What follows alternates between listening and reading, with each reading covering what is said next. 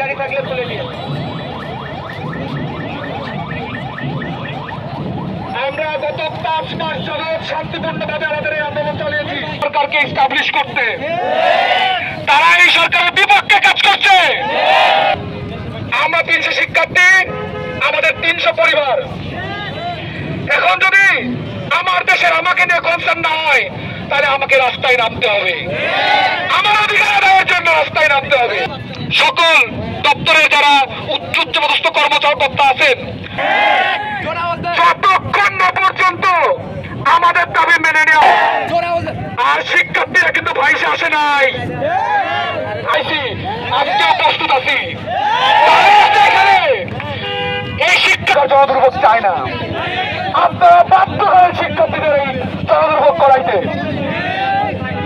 তাই অনতিবিলম্বে আমাদের দাবি নরসিংদী টেক্সটাইল ইঞ্জিনিয়ারিং কলেজকে নরসিংদীতেই বস্ত্র দপ্তরের আওতায় পরিচালনার দায়িত্ব দিয়ে 2024-25 সেশনের ভর্তি কার্যক্রম অনতিবিলম্বে চালু করা হোক। ক্যাম্পাস রাস্তায় বানিয়ে নিবে, শিক্ষার্থীরা তাদের ক্যাম্পাস রাস্তায় করবে।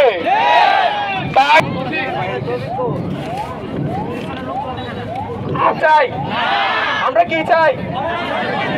আমরা কোন বিশ্ববিদ্যালয় চাই না, তিতুমির কলেজের মতো। তারা কেউ আমাদের যৌক্তিক দাবির পক্ষে ছিল না।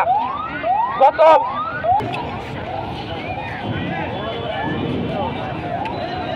এই প্রসারটাকে বৃদ্ধি করি, হাত ধরে সবাই হাত ধরে দিকে একটু বৃদ্ধি করি।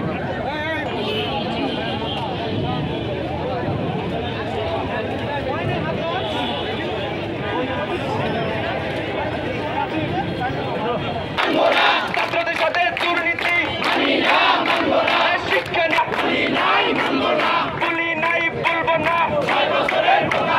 6 বছরের আমাদের একটা ব্যাচ বের হয়ে গেছে, তাদের কি তাহলে কোনো পরিচয় নেই? যেহেতু আমরা নরসিংদী টেক্সটাইল ইঞ্জিনিয়ারিং কলেজে পড়ছি এবং আমাদের ওখানে শিফট করে দিচ্ছে, যেই ব্যাচটা অলরেডি বের হয়ে গেছে, তাহলে তাদের পরিচয় কোথায়? রাষ্ট্র কি আমাদের মৌলিক অধিকার দিতে ব্যর্থ কিনা, সেটা আমাদের রাষ্ট্রের কাছে প্রশ্ন। এই জন্য আমরা আজকে রাস্তায় বসেছি। আমাদের দাবি যতক্ষণ মানা না হয় আমরা এখানেই থাকবো। তাঁত বোর্ড এবং বস্ত্র অধিদপ্তরের সংশ্লিষ্ট যারা আছে তারা এটা করছে। তাঁত বোর্ড এবং বস্ত্র অধিদপ্তরে যারা আছে কি কারণে করছে? তারা কোনো প্রশাসনিক অনুমোদন, তারা 23 সালে কোনো অবকাঠামো ছাড়া তারা একটা বিএসসি কোর্স চালু করে, কোনো অবকাঠামো ছাড়া, শিক্ষক ছিল না, ল্যাব ছিল না, তারা বিএসসি কোর্সটা চালু করে এবং চালু করার পরে এভাবেই তাদের 6 বছর ধরে চালাচ্ছিল।